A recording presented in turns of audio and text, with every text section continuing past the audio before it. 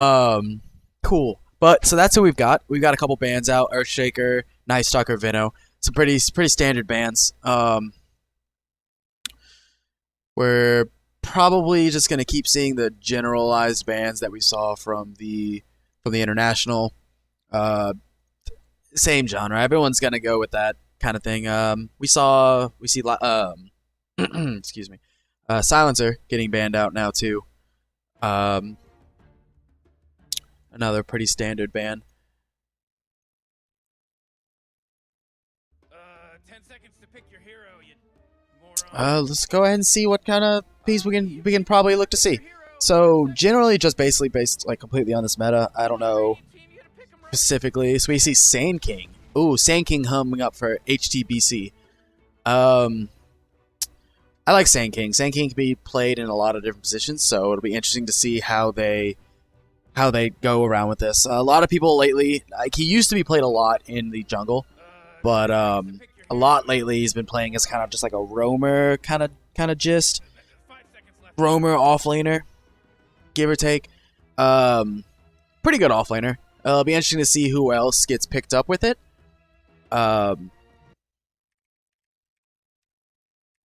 Lich, another basic support.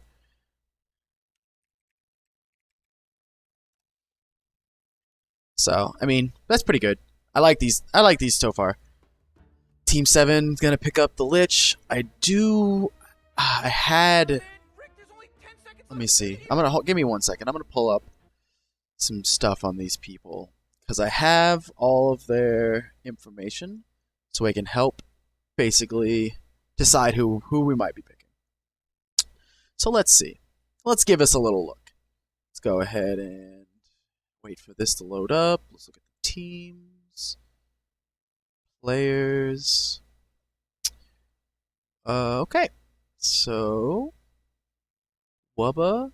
I'm assuming Wubba.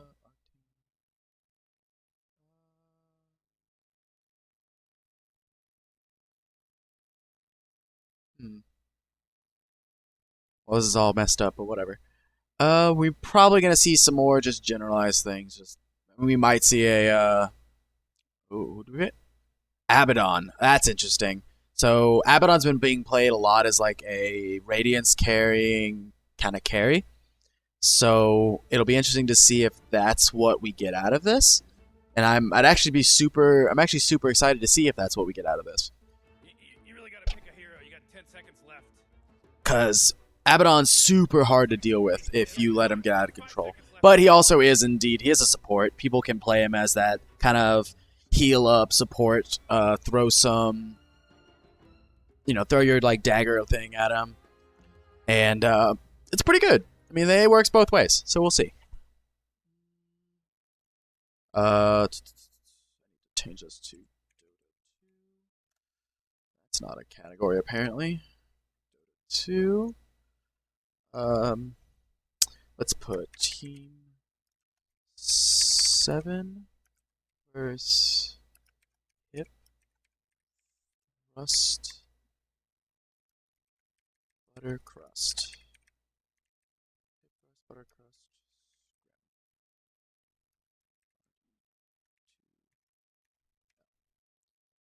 Cool. Update that up a little bit first. Cool. So, who are we picking out next? So we are getting a Coddle. That is pretty interesting, actually. Coddle's pretty good against almost... Coddle's one of a really good support all around. So basically, you can see Coddle kind of... I mean, of course, he has his Drain, he has his Day Heal, and it makes sense why they would ban out the Night Stalker then, because Coddle's basically the opposite of Night Stalker. Coddle's really good during the day, but he's not as great at night. So it's better to take somebody who is not good at night and really not like overextend that. So we do see the Outworld Devourer ban.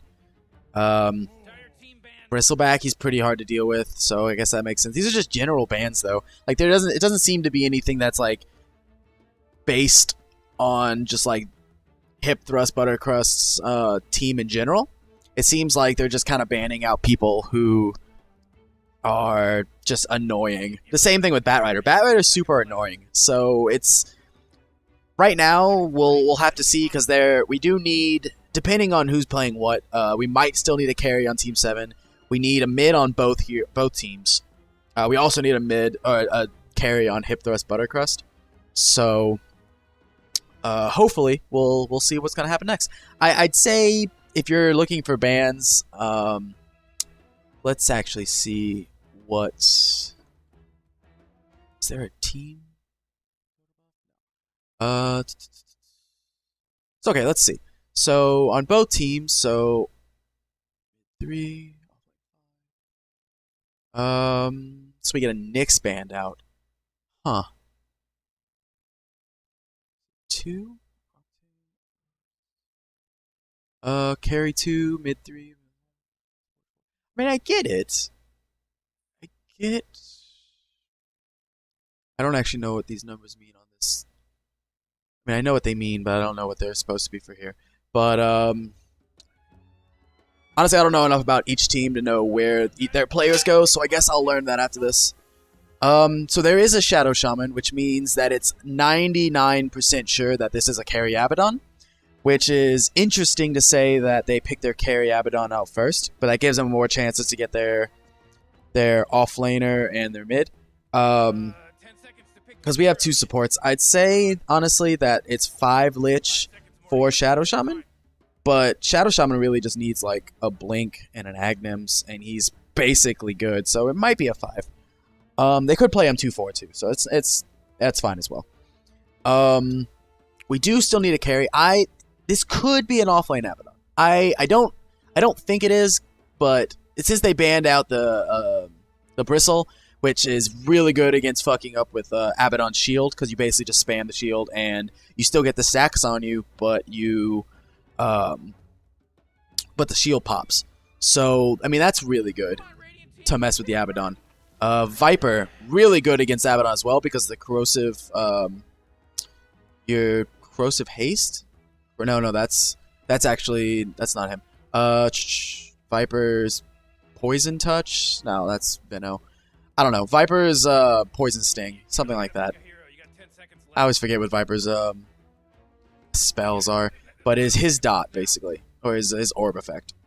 So his orb effect's really good for messing with Abaddon's shield as well. It does one of those things where it ticks down damage, and so that's probably their mid. Viper's a really good mid. I actually can't think off the top of my head of who beats out Viper like right off the bat. Viper's just an all-around, like, you might not lose in a lane against Viper, but you're not gonna win because Viper's just one of those really annoying heroes. Like, and of course this isn't a 1v1. So like when the supports do their job and they come and gank mid and they smoke and they come and they mess with Viper, he's easier to deal with. But in a 1v1, like you can't really hurt Viper like you would want. So it'll be interesting to see who Team 7 picks to mess with Viper. Lina. So that's interesting. So they're going for just a straight like nuke you down kind of hit. But unfortunately for this lineup, so the good thing about this, so we're gonna talk about mid because that's the position I play most. So in this lineup you have Lina versus Viper. Well, the thing about that is Viper has an exceedingly lower attack range, so you can get more hits off from the Viper. But the unfortunate part is that if you get it within range of Viper, so if you get it within range of the creeps, then Viper is just going to attack you because his orb does not attract creep damage. So creep aggro doesn't happen whenever Viper attacks the Lina with her orb, with his orb. So what's going to happen is the Viper is going to be very aggressive and stay on the opposite side of the creep wave closest to Lina. And if Lina attacks the Viper, then the Viper might take a couple hits in, but the Lina is going to take a lot more damage. So it's really, once Lina gets up there, Lina should be okay. But for the first good bit, it's going to be really, really tough for the Lina. It'll be interesting to see how they deal with that. I generally, when I have to deal with that, I just I stack up on my regen. Nothing wrong with having a salve come out to you a bunch of times, couple salves. Of course, still standard builds. You want the bottle, you want the Yule, stuff like that. But it'll be interesting to see. We see a Dark Seer in the offlane. That's another good thing. So as of right now, we have a lot of really good push. We don't see a carry for HipThrust, ButterCrust. I'm gonna start calling it HT. For HTBC, we don't really see much coming out for them as of now. We don't have their carry yet, so that'll be interesting. They're gonna Animage. Honestly, Animage is an amazing carry here. Slark, okay, yeah, that's good too. Slark steals damage. Okay. Well, there's the Animage. I would have, if I was HipThrust, ButterCrust, I would have preferred to get the Animage, but that's just me. Animage can really shut down the Abaddon because you deal so much damage. He doesn't have any more mana to use his ult. Boom, their carry is done for. But it looks like the Abaddon is actually going to be an offlaner, so that's interesting. Maybe we'll see a Radiance on him still. We do have Macho on the Lich, Arctan on the Abaddon, Brown Ninja on the Shadow Shaman. Lina is Toyota for, I'm going to call him Toyota. Wubba is Animage. We have Bork on Sand King. W on the Keeper of the Light. Tossing Ankles on the Viper. Dagger as a Darkseer. And Sea Evil as a Slark. So, interesting to see how these things are going to play out. Really excited to see this game go forward. And as we jump into it, we're going to go ahead and jump into it. So, my predictions are looking at this. It honestly, I think that Team 7's going to have a really difficult time dealing with the Slark. Only because, like, just very, very specifically because there is not a lot of magical burst damage on their team. So if we go ahead and look at, okay, so looking at Team C, HTBC,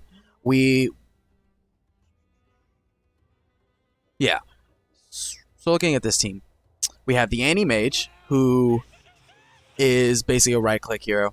We have the Shadow Shaman, who's basically, hopefully, he's going to be supporting a lot, but from looks at it, he's a 4. They let him keep a lot of money at the beginning, so that's going to be good. Where was I going? He doesn't really have any magic nuke besides, I mean, the wars are physical, like Ether Shock, but that's a targetable spell. The only one that I think is going to be able to deal with the Slark at any point is the Animage if he can manage to stun him. So that's looking out. And of course there's Lina, who is Dragon Slave and Light Strike Array, which is going to be basically the only way of dealing with the Slark, from what I can tell. Because, of course, Slark, when he goes into his ult, he can't be targeted, he's just kind of nowhere, but he can still be hit with magical nukes. So the gist of it is it's going to really depend on how this Lina plays. So we're gonna see that. Pretty interesting. Not a ward placed out eventually. It's a interesting ward place. It's a little bit farther out, but that's good. That's a pretty good ward. So that's gonna be kind of the difficulties with that team. So Team 7's gonna have a pretty interesting time. Yeah, it's a good ward. So if this Viper here plays this correctly. Yeah, see, if Viper plays this correctly, he's just going to keep spamming this on the Lina. He doesn't need to play so passively, honestly, though. He could probably be a little bit farther up. Try laning here. Just kind of messing with Arctan on the Abaddon. Probably should be a little bit safer, just so they don't lose all their regen right off the back. But they are zoning the Abaddon out pretty good. Down bottom, same thing. We have a tri-lane supporting the Animage. So how I was saying was that the Team 7 really needed to watch out and really like push the issue, because they're gonna have a really hard time with the Slark. If they can,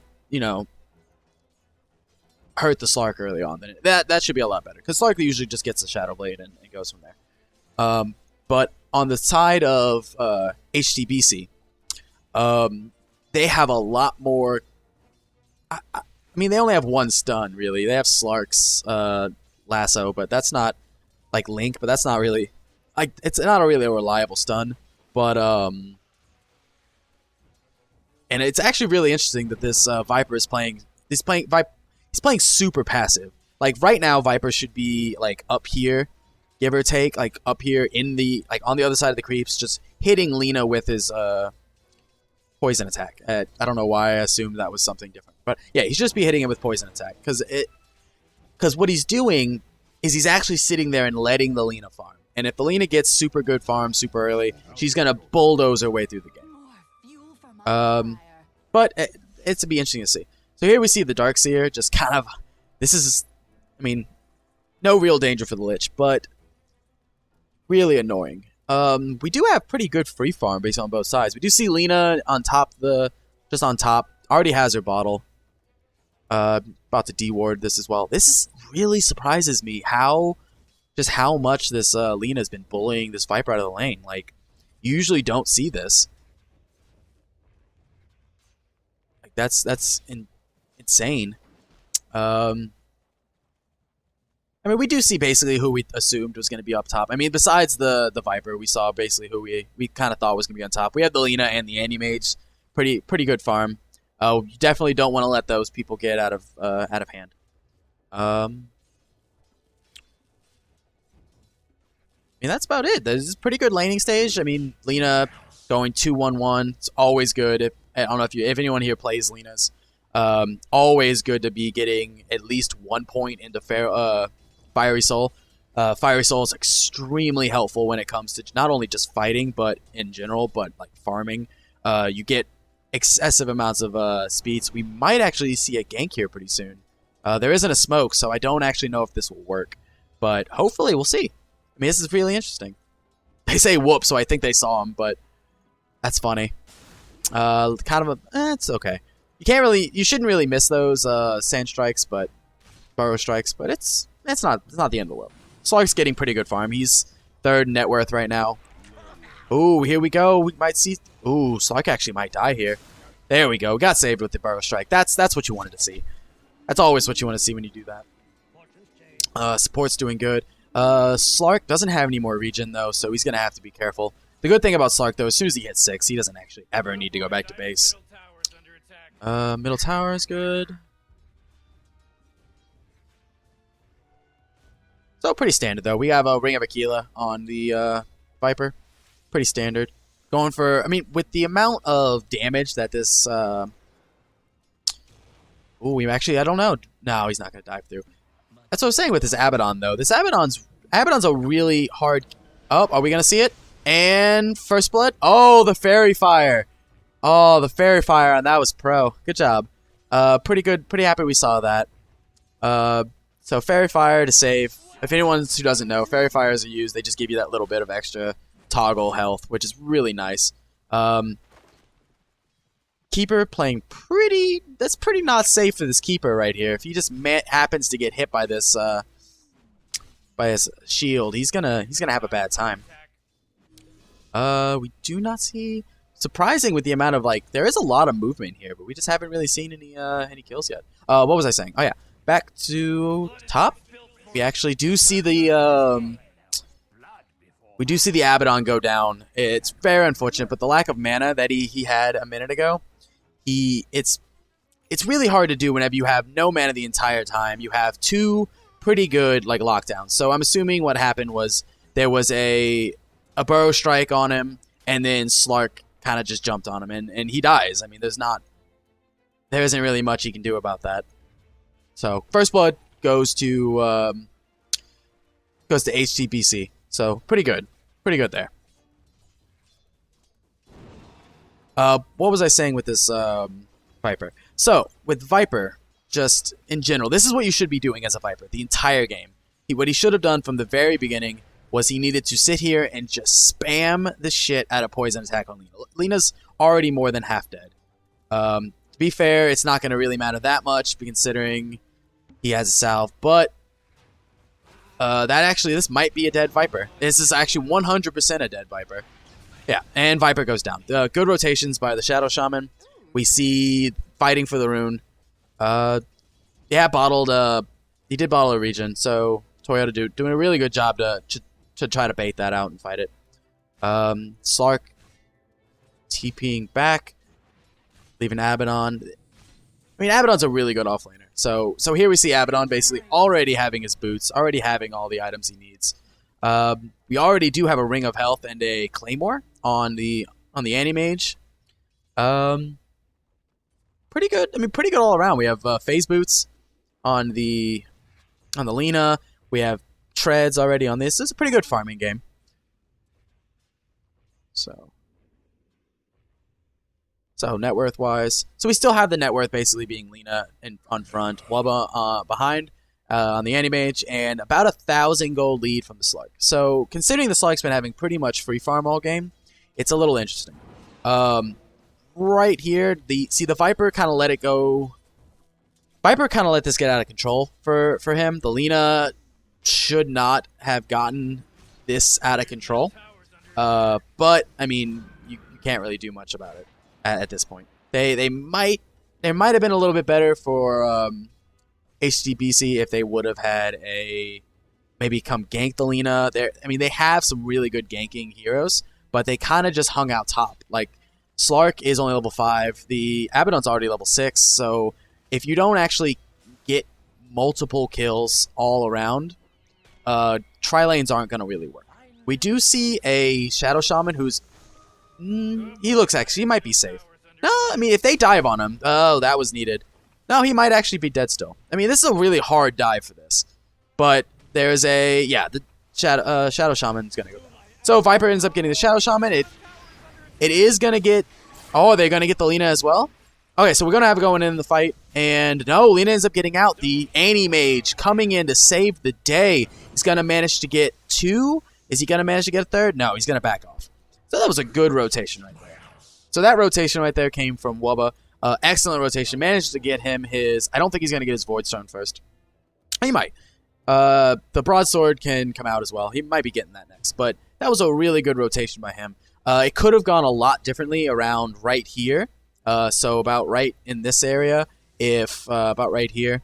If the Sand King would not have missed his stun, they would not have ended up back here. And if that would have happened, there would have been a lot more space for HTBC to maybe get a couple more kills a little bit safer. So other than that, no, that was perfectly played by Team 7. They saw the gank, or they saw the chase, and they sacrificed one support for an offlaner and a mid. That's probably the best they could do.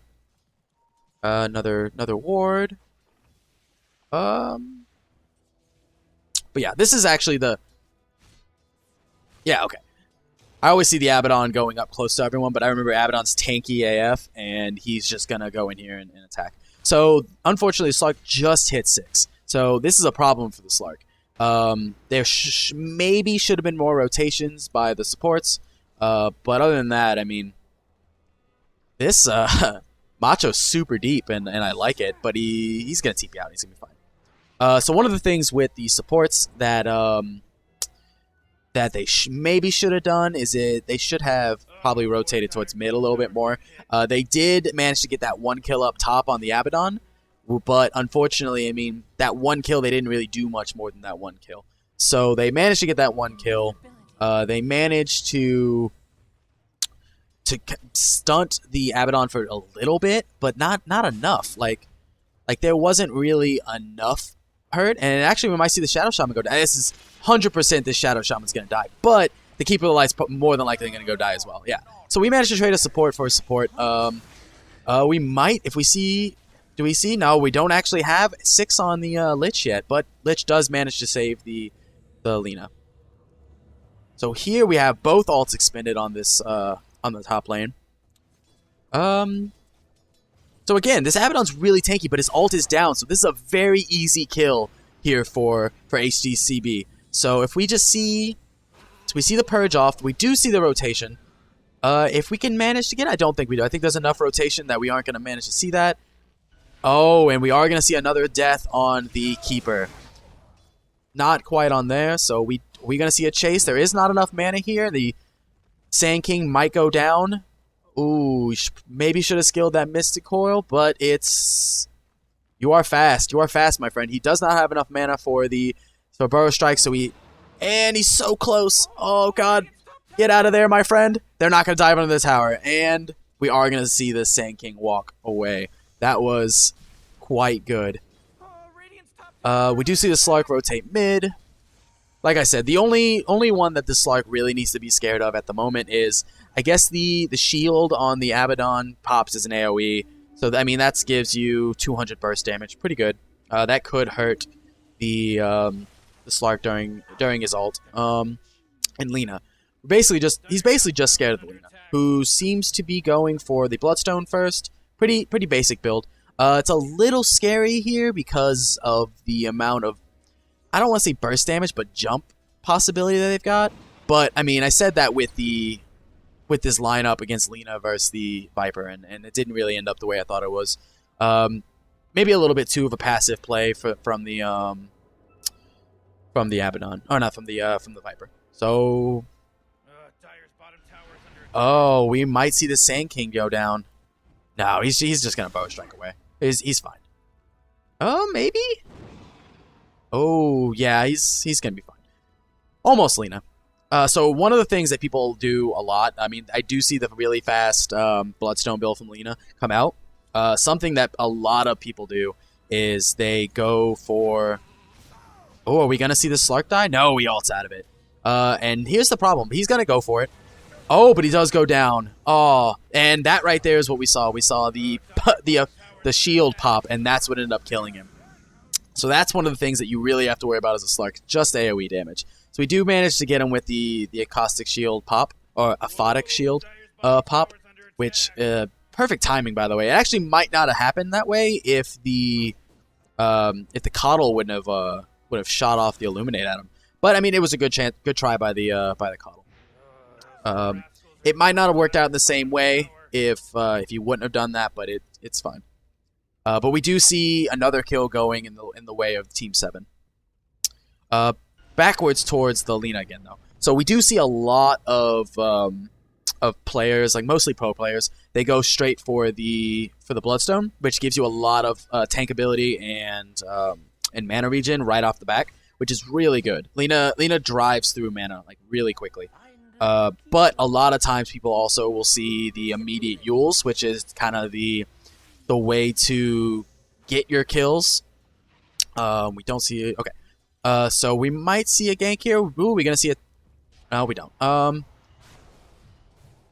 little bit. And, oh, not quite. It's a really good attempt by them to get the Viper. We might see this Darkseer go down. Very likely we do. One more hit, and the Viper goes down. It'd be very easy for the Slark right now to pick off this Shadow Shaman. Yeah, so we see the Shadow Shaman. He does drop his wards. And, oh my god, what was that? Yules. Oh, no, it wasn't a Yules. The Keeper of the Light actually saved the Shadow Shaman. That's so unfortunate. And we see the Sand King. I don't know why did he go? Okay, Sand King went down too. Back to that play though. Oh my god, so the Shadow Shaman was 100% dead. I'm very surprised they didn't end up getting out. I mean, of course, the Ice Armor really helped him out there.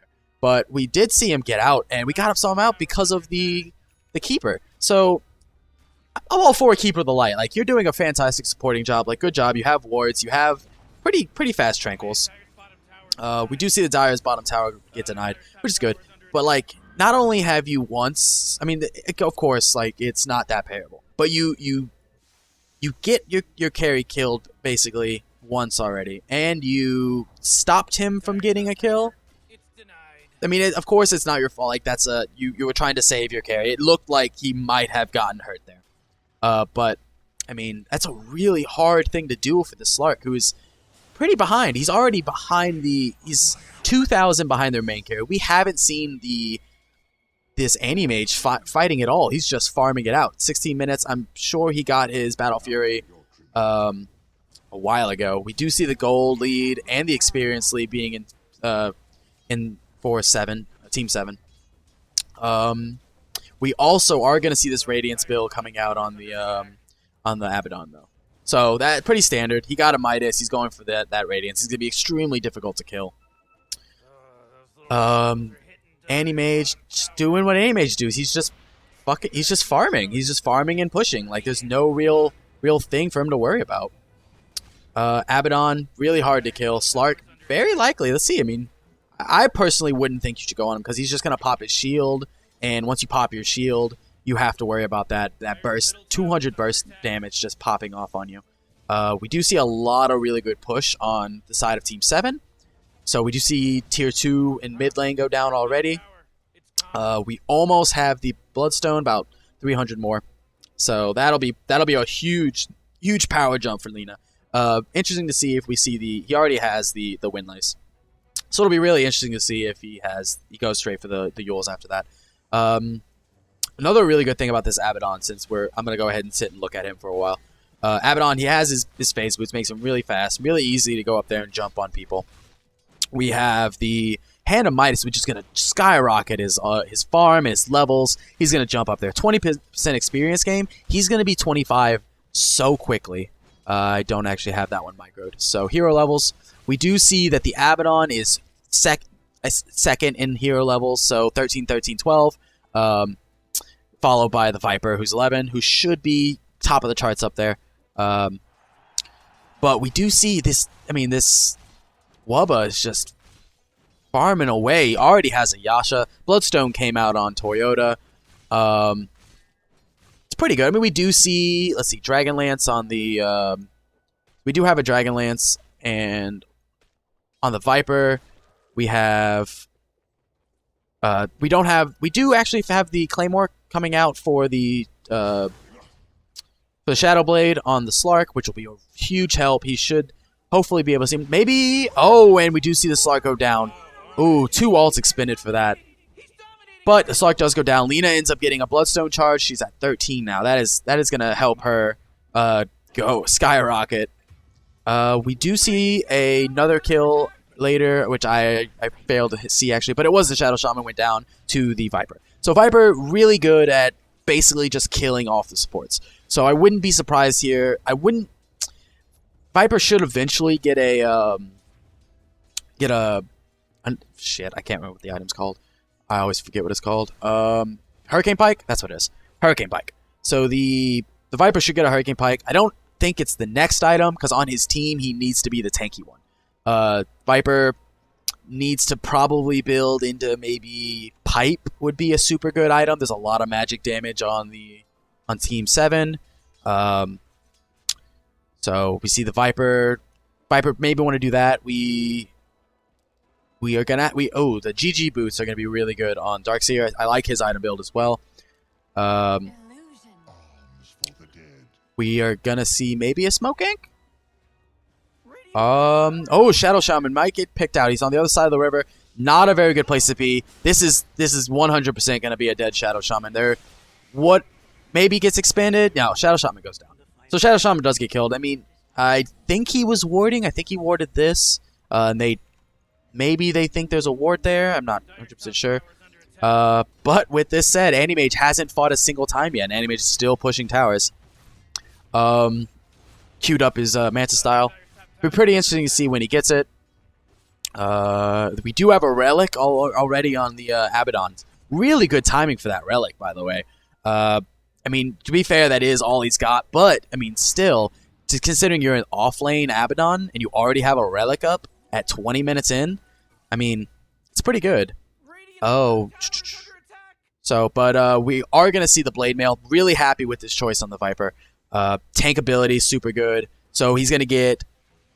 I mean, I like the Blade Mail just specifically because it does reflect all kinds of damage, so it's not necessarily just magic damage, just physical damage. It does reflect all of it. So if Lina decides that she's going to ult, it is going to hurt. And unfortunately, there are almost... Actually, I don't think there are... No, there's two stuns? One stun. There's one stun, but 2 ways to stop TPs on HTPC. So we have the Vacuum and the Burrow Strike. So, unfortunately, there's not going to be a lot for them to stop just straight TPs. It's kind of the same as playing like a Bloodseeker. All you have to do is TP away whenever they catch you. But, you know, hopefully for HTBC, they can just burst him down by then. Lina does look like she's going for the Yules next. Good choice. Just another way to stun, to guarantee her stun. We are seeing a Slark here. This is really dangerous for this Slark. He does get missed by the stun, so he is safe. He's not going to go down. But really dangerous for Slark, especially whenever Slark, if Lina, when Lina, I think Lina has the, will have the, yeah, she'll have the Yules here pretty soon. Especially dangerous for her whenever that comes up. We do see the Radiance finished already on the Abaddon, so that's pre-25 minutes Radiance. We are going to see this good protection there by the Keeper of Light. So we don't actually see the Sand King go down. If Sand King actually was to maybe turn there, no, we have the Anti-Mage. Ooh, good jump by the Anti-Mage. Anti-Mage actually doesn't have a TP though, so tread switching, hopefully he's not going to die. We do see the Lina coming in. This actually might be a dead Anti-Mage. Oh no, so he does get out. So there's no stuns. Lina and the Anti-Mage are just going to walk out. It's unfortunate for HTBC, considering how many people they rotated up there. Arctange still farming, has the Radiance up. Probably going to go for some, I don't know, tanky items as well after this. Maybe a Octarine core is pretty good. Octarine makes his everything he has, like I think his ult's like 20-something seconds. Super good item for him. Maybe we'll see him queue that up next. We do see the Darkseer pushing. Considering there's a Darkseer on the team, I'm actually really surprised at the lack of towers being pushed down, but I mean, they're doing pretty good. So we do see a lot of movement going around. We do have the Yasha. We do have the Ultimate Orb. Manta Style finished on the Anti-Mage. We've got the Yules finished on the Lina. Of course, Radiance going into getting Gloves of Haste. Maybe he's getting a... let's actually see. Gloves of Haste going into Mjolnir, maybe? So... Going into... Yeah, Mjolnir. Okay, cool. So we do see the Mjolnir coming out. Or not coming out, but the Mjolnir being farmed up by the Abaddon. Other items that were notable inches. We do have the Blink Dagger finally on the Sand King. That is going to be huge for this Sand King to be able to initiate these fights with this. Because I don't actually think I've seen an ult for the Sand King yet. But that could also just because it's been really hard for him to manage to get into the fights with that. But he does have his Blink Dagger, so we are going to see some pretty good ults here pretty soon. We also are starting with the Coddle, maybe starting on his Agnum Scepter, which will be really nice. So we also have a 4-staff being built, but... ooh, Shadow Blade. We're actually seeing a Shadow Blade being built next? That's interesting. So, Shadow Blade next item? I mean, something that you can do on anyone. I mean, I don't really see anybody that need to... Me personally, I think Shadow Blade's a super...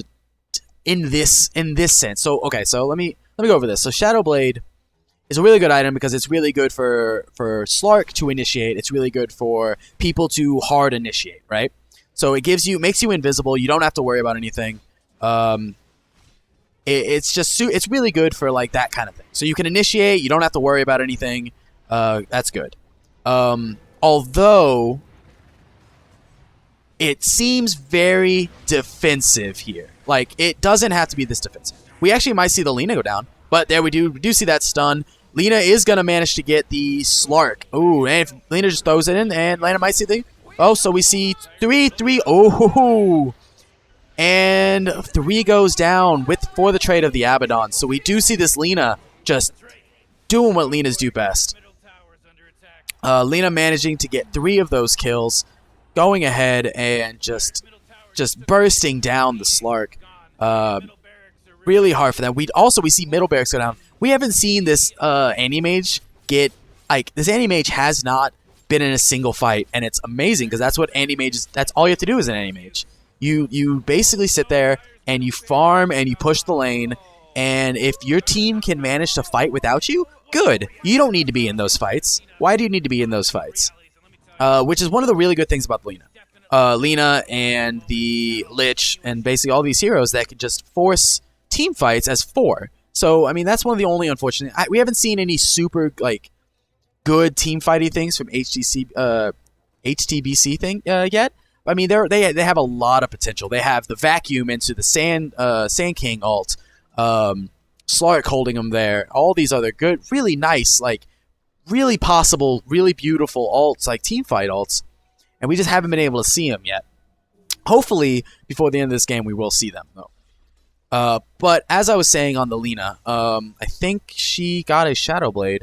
I'm not mistaken. I really need to know which one. Yeah, so she got a Shadow Blade. For me, this seems like a very defensive item. Like Lena's. I don't feel like you're gonna see her using her Shadow Blade to initiate that much, because like if you were gonna do an initiating thing, you should get a Blink Dagger. Even for like not defensive wise, just get a Blink Dagger. You can blink in, you blink Yules, you stun, you kill. Like that's basically what you're gonna do. Honestly, it seems like she's playing it more of I don't want to get killed at this point, because I don't actually think she's died yet.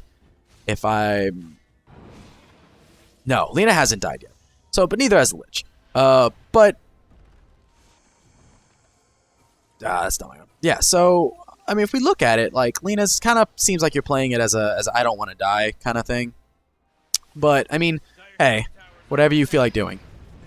And the Slark does go down again. So this is one of the things like we saw before that we really needed to watch out for the Slark. It's not the. I mean, when you have magic nukes, you really got to watch out for certain heroes. We do see this Abaddon. Not quite. Oh, it's unfortunate. We do see the rotation in as well. And here we might see go down. This actually might be. Yeah, that's a dead team fight. The only one left is the Keeper, who not quite gonna go down. So we don't see that. We are definitely gonna see these two racks go down. It would surprise me if they don't call GG. Just hope for the next game. It's 2 barracks down. Team 7 could definitely go for. Definitely gonna go for the racks bottom. There's nothing really to stop him. Slark's not as terrifying right now as he should be. He's not even. He's 5th in the gold lead. He all he has is a Shadow Blade, I believe. He is getting a Silver Edge. I mean, Silver Edge is really nice, but there isn't really much it stops. It does stop passive, so it does stop the Abaddon passive from going off, but Abaddon can just pop his. It's not like it used to be. Yeah, and there's the GG call. Yeah, so there's the GG. Great game. Really interesting game going on from there. So we do see the GG call.